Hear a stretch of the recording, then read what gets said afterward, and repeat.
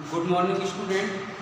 तो अपन लोग सॉल्यूशन में कंसंट्रेशन पढ़ रहे थे और दोनों प्रकार की कंसंट्रेशन, जो एक टेम्परेचर डिपेंडेंट थी, एक टेम्परेचर इंडिपेंडेंट थी, यानी कि एक वॉल्यूम डिपेंडेंट थी, एक मास डिपेंडेंट थी। तो दोनों प्रकार की कंसंट्रेशन को अपन विधिवत तरीके से पढ़ चुके थे, उनकी परिभाषाएं भी पढ़ चुके थे और फॉर्मूला भी पढ़ चुके थे। तो जनरली बिल्कुल सिंपल होता है, जैसे तुमसे किसी ने पूछ दिया मोल प्रभाज क्या है, तो मात्राएं दे दी, मोल दे दी, तो बिल्कुल सिंपल होता है। थोड़ा सा डिफिकल्ट पॉइंट आते हैं कहाँ, जब कन्वर्जन करना होता है, एक सांद्रता दी हो दूसरी सांद्रता ज्ञात करनी है अपन को, यहाँ थोड़ा सवालों में दिक्कत आती है।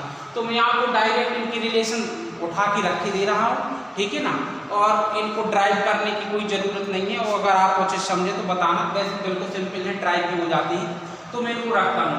तो मैंने इधर लिखा है conversion of volume dependent concentration to volume dependent concentration, यानी कि वॉल्यूम डिपेंडेंट 6 प्रकार की कंसंट्रेशन, 5 प्रकार की कंसंट्रेशन आपने पढ़ी है। तो उसमें से एक कंसंट्रेशन दे देगा और दूसरी आप किसी निकलवाए, तो कैसे निकालेंगे देखो जरा।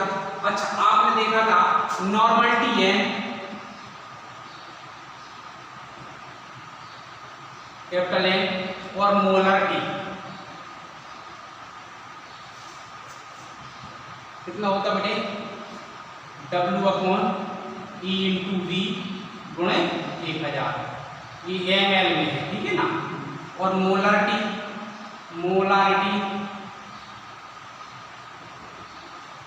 m, ये होता है W upon mw into V ml में गुणे 1000, ठीक है ना।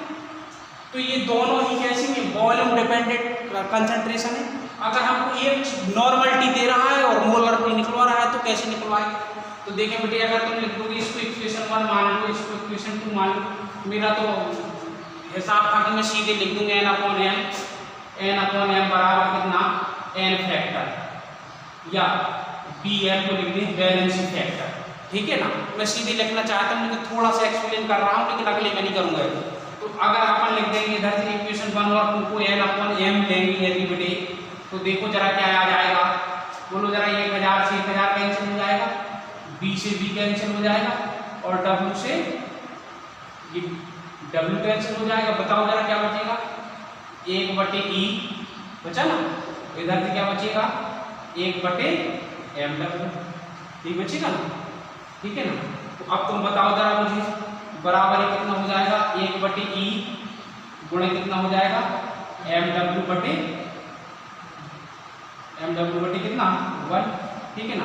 चूंकि E बराबर होता है, E क्या है, तुल्यांकी भार है, मैं हिंदी में लिख देता हूँ, तुल्यांकी भार इक्विवेलेंट वेट कहलाता। तुल्यांकी भार E बराबर होता है कितना, वेट W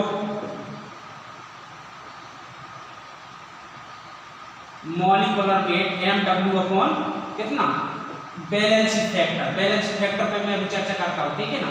तो E की जगह जैसे अपन ये लिखेंगे, तो देखें जरा बेटे, n अपॉन m बराबर कितना हुआ, mw अपॉन कितना, mw बटे बैलेंसी फैक्टर, बैलेंस इससे कैंसिल हो जाएगा, n बटे m बराबर कितना आ जाएगा, valency factor.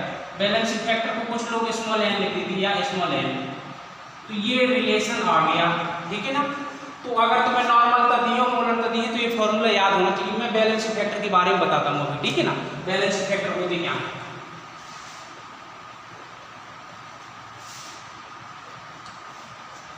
Balance factor for acid, ठीक है ना। किसी भी एसिड का बैलेंस फैक्टर वो होता है कि वह एक सॉल्यूशन में कितने H आयन देता है, वही उसका बैलेंस फैक्टर होता है, ठीक है ना। जैसे एसिड और बैलेंस फैक्टर CH3COOH कितने, एक H आयन देगा तो बैलेंस फैक्टर एक कहलाएगा। HCl कितने H आयन देगा, H ion plus Cl minus, ठीक है ना। तो एक H आयन देगा तो इसका बैलेंस फैक्टर एक हो जाएगा। H2SO4 बताओ जरा, 2 H आयन देगा कि ना देगा, तो ये बात समझ में आ रही होगी, इसका बैलेंस फैक्टर कितना हो जाएगा, 2, ठीक है ना। H3PO4 का बैलेंस फैक्टर होता है कितना, 3, बट याद रखना बेटे, H3PO3 ये बहुत मोस्ट है, ये 2 एच आयन देते हैं, इसका वैलेंसी फैक्टर होता है 2। तो ये तो एसिड का वैलेंसी फैक्टर है, समझ में आया। मैं ये कुछ ठीक है और भी बता देता हूँ, फिर मैं क्वेश्चन दूंगा। आप बिल्कुल चिंता ना करें, जैसे ही टॉपिक यूनिट पूरा फिनिश हो जाएगा एनसीईआरटी का एक एक क्वेश्चन आपको इसी वीडियो के माध्यम से बिल्कुल बता दूंगा, और यूपी बोर्ड की भी जो क्वेश्चन होंगे वो भी बता दूंगा, ठीक है ना। तो अब देखिए जी एसिड के लिए वैलेंसी फैक्टर होगा फॉर बेस, ठीक है ना। बेस के लिए जैसे कोई बेस है तो बेस में बैलेंस फैक्टर क्या होता है, उसका एक को सॉल्यूशन एक मॉलिक्यूल जितनी OH आयन को देता है वो बैलेंस फैक्टर। जैसे NaOH का कितना हो जाएगा, एक OH का कितना बैलेंस फैक्टर आ जाएगा, एक CaOH का होल ट्वाइस का कितना आ जाएगा 2, ठीक है ना। AlOH का होल थ्राइस अगर लगाओगे तो इसका बैलेंस फैक्टर कितना आ जाएगा 3। तो ये एसिड और बेस के बैलेंस फैक्टर है। कुछ साल्ट के बताता हूँ मैं अभी आपको, ठीक है ना। तो बैलेंस फैक्टर से आपको ये नॉर्मलिटी और मोलरिटी पता चल जाएगी। साल्ट, ठीक है, साल्ट में आपको क्या देखना है बैलेंस फैक्टर के लिए, साल्ट जब आयनित होगा तो उसकी कुल धनायनों की संख्या या कुल ऋणायनों की संख्या देख लेना है, वही उसका बैलेंस फैक्टर होगा। जैसे NaCl है, ठीक है ना, तो NaCl में देखें अगर टोटल तो Na प्लस Cl माइनस, तो अगर मैं ऋणायन को देखूं तो ये, धनायन को देखूं तो धनायन की संख्या कितनी है 1 है। तो आयन की संख्या देखना तो 1 हो गया balance factor.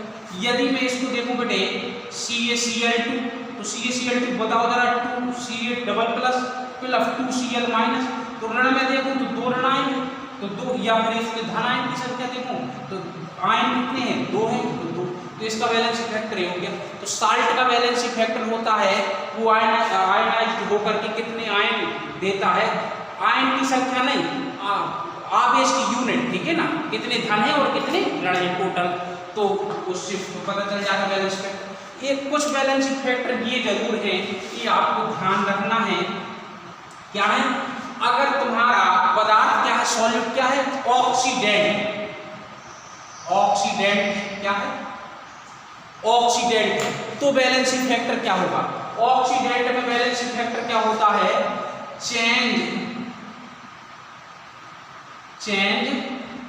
In oxidation number, change of oxidation number in पर एटम,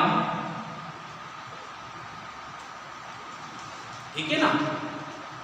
ऑक्सीडेंट जो है पदार्थ तुम्हारा, उस ऑक्सीडेंट में उपस्थित पर एटम कितनी ऑक्सीडेशन नंबर चेंज कर रहा है, वही उसका बैलेंस फैक्टर होता है। जैसे आप अम्लीय माध्यम में KMnO4 देखिए जरा, KMnO4 this is very good oxidant substance. तो इसको जब एसिडिक माध्यम में करोगे, एसिडिक माध्यम में, तो ये बताओ जरा ये जाकर के कैसे Mn डबल प्लस में टूटता है कि टूटता है, इधर ऑक्सीडेशन नंबर कितनी +7, इधर कितनी है प्लस का 2, तो कितना चेंजिंग होगा बोलो जरा, 5, कितनी चेंजिंग आई 5, तो इसका बैलेंस फैक्टर कितना कहलाया 5। ओके, समझ में आ रही बात। अब और अगर यही तुम्हारा बेसिक मीडियम में होता तो, बेसिक मीडियम में होता तो ये जाकर के क्या बनाता बेटे, तो बनाता है ये K2MnO2 K2MnO4 मैग्नेट, तो प्लस 6 आ जाता, तो बैलेंस फैक्टर कितना 7 से 6 तक पहुंचा 1 आ जाता। यदि यह न्यूट्रल पानी में घोल दिया जाता तो ये जाकर के बनता है बेटे MnO2,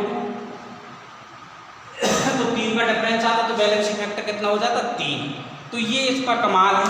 अब मैं कुछ क्वेश्चन दे रहा हूं आपको, ठीक है ना।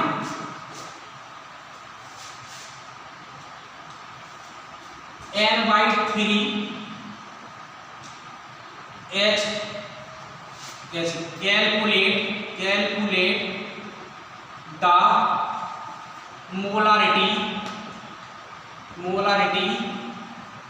calculate the molarity N/3 H3PO3 solution, ठीक है ना। तो आपको बेटे देखो जरा n बराबर कितना दिया है 1/3, m बराबर क्या कर रहा है क्वेश्चन मार्क। मैंने तुम्हें बताया था इसका बैलेंस फैक्टर कितना होता है 2, और फिर मैं एक बार याद दिला दूं H3PO4 का बैलेंस फैक्टर होता है कितना 3, और H3PO3 का बैलेंस फैक्टर होता है कितना 2, ठीक है ना। जब ये आयोनाइज होता है तो 3 H आयन देता है, ये 2 H आयन देता है। इसके मॉलिक्यूलर तरफ अपन जाएंगे तो फिर पढ़ाई पाएंगे, तो इतनी अभी ध्यान रखें आप, ठीक है ना। तो बताओ जरा इसका बैलेंसिंग फैक्टर कितना बेटे 2। So we know that n/m = balancing factor. तो n बराबर कितना बेटे 1/3 इंटू m बराबर कितना बेटे हो जाएगा बैलेंसिंग फैक्टर कितना 2। तो कितना होगा m बराबर कितना होगा बेटे 1/6। अंडरस्टैंड, क्लियर हुआ। एक क्वेश्चन और मैं जल्दी से बोल देता हूं तो आप समझ जाएंगे, ठीक है ना। तो कई बार पूछता है आपसे NKMnO4 कैलकुलेट द मोलरिटी,